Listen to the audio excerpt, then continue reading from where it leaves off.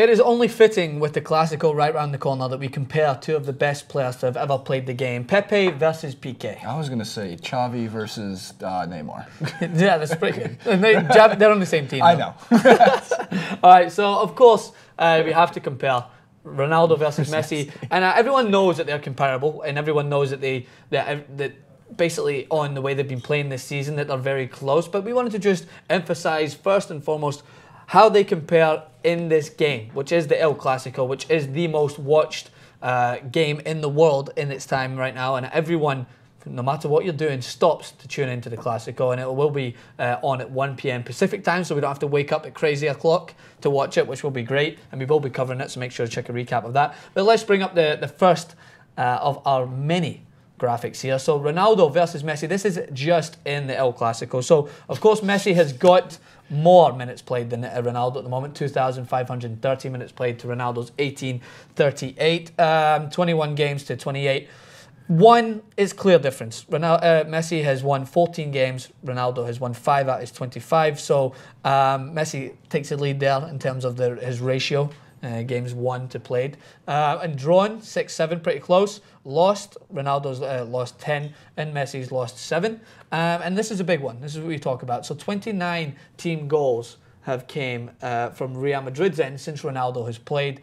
55 Lionel Messi. And that's a big stat that we will touch on once we get through the rest of it. So goals, Messi are close in the league, 21 to 13. And assists is the biggest out of them all. 12 to 1. So we want to talk about these statistics. The bottom one first. The assists. 1 to 12.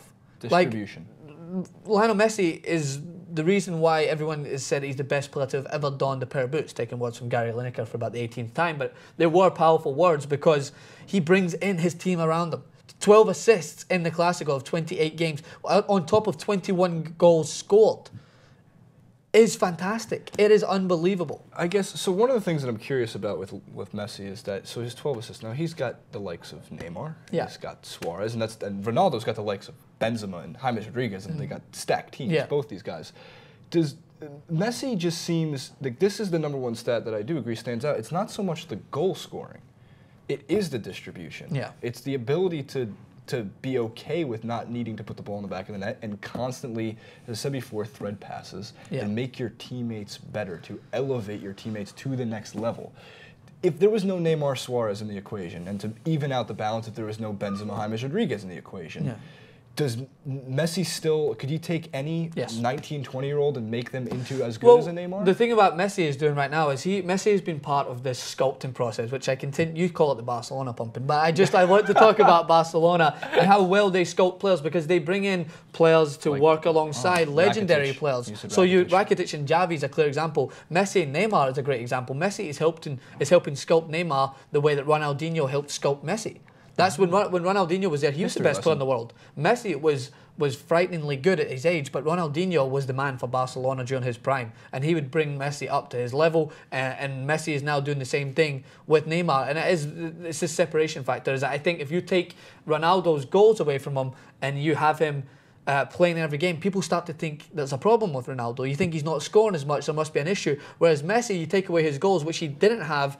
Maybe, I think it was like 10 or 11 games ago, he was still assisting on a regular basis, and no one goes into crisis mode because he's still provided for his teammates, and Neymar's banging in goals left, right, and centre. It just seems like with Messi, like if he wanted to, he can score 0 goals, have 100 assists, and his team would still be atop the La Liga. Yes, I have to agree with that. I think that he does provide fantastic contribution with his goals. If we are talking about taking his goals away, his assists will still, I agree with you, it will consistently have Barcelona be a top-level team, because earlier on in the season, he wasn't scoring as fluently as he is at the moment, but Neymar was scoring. Right. And now Suarez is continuing to play, and all of these players, their game is elevated. Look at Manchester City there. They continue to outnumber Messi because they felt that he was going to be the main factor to shut down, not only just in possession, but he'll be the one to contribute the goals. What does he do? He finds Rakitic in a hole and puts Rakitic in, and he scores because that's what he can do. And that's why if you focus just on Messi when you play against Barcelona, you're susceptible to leaving spaces for other great players. Whereas I think if you man-mark Ronaldo, you won't leave yourself as susceptible to open movement from other players because Ronaldo doesn't find his teammates as well as what Messi does. I do have to say, watching Real Madrid's last match, I believe it was the Champions, Benzema did some dancing in the box, which was nice to see. So, of course, you do got to keep an eye on the likes of course. Benzema.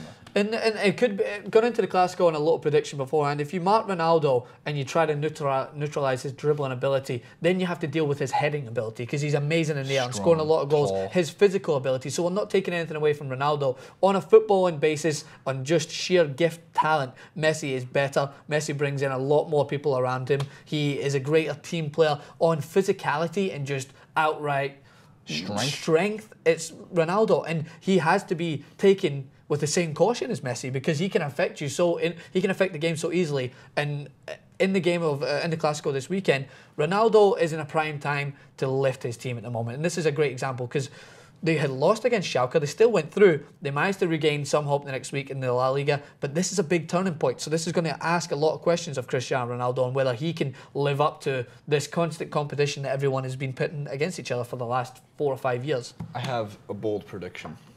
And I'm basing this off of a year of following both these teams, both these players. My bold prediction is, if Barcelona beats Real Madrid in the El Clasico, not just that they take the La Liga, which would seem pretty evident because I do believe this is one of their last big challenges. Yeah. And barring any freak incident like Manchester City's loss in the Premier League to Sunderland, I believe it was. Burnley. I'm sorry, Burnley, who was 18th.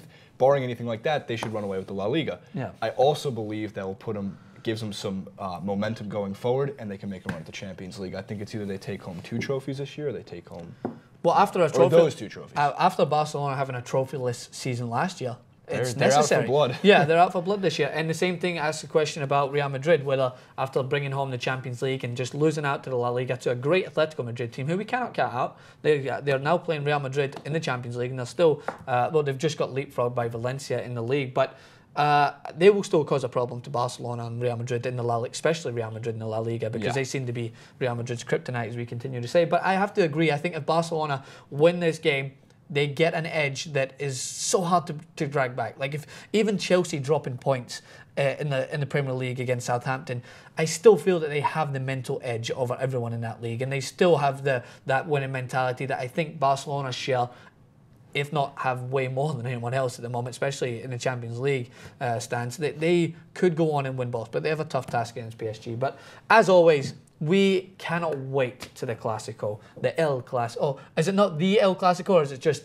El Clasico? El Clasico or the Clasico? The Clasico. I'm sorry, the Classic. La Liga. As I not the call it, the La Liga. All right, I'm trying to work on my Spanish here, guys. Just give me a break. So we're looking forward to it, as always. We'll bring you a recap of the game, as we said. Make sure to stay tuned to TUIT Sports. Plenty more El Clasico coverage coming your way from Jason and Francis. Subscribe.